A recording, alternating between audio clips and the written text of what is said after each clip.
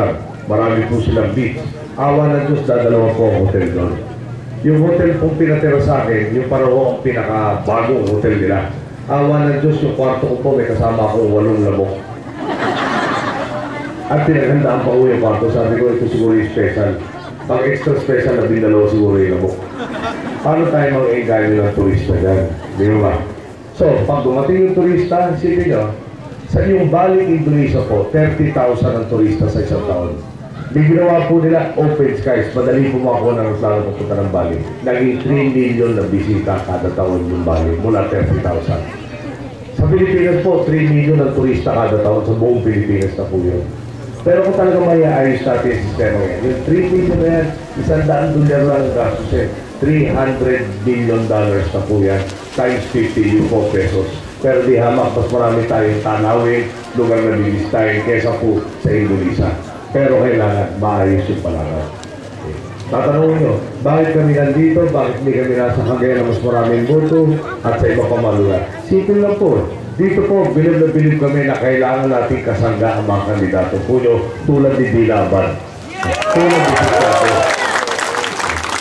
Si Dino, kasama namin sa lahat ng away.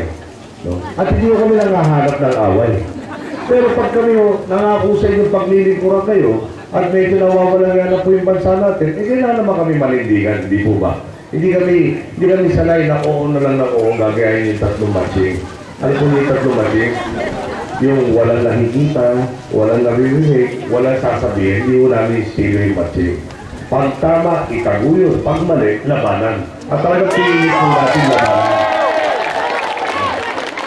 Bakit natin dapat iboto si Dilaban? Unang-una, igagaranta ko sa inyo.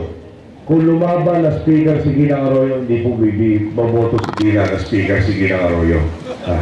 Yung pala ko, number 1 na qualification yan. Number 2 po, sa po, ano naman po niyang pangalan niya? Helendina.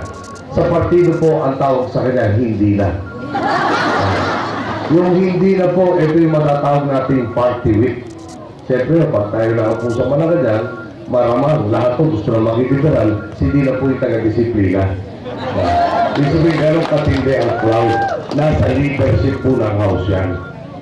Sigurado po ako sa inyo, hindi na po, minuto-minuto, pwede ako i-text, sasagutin ko na, tawagan ako, lalo na po.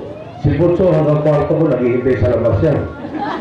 So, wala na po yung mga telegrama, text, tawag nino. Talagang may problema, Batanes, madali natin marinig yan. At dahil matulad,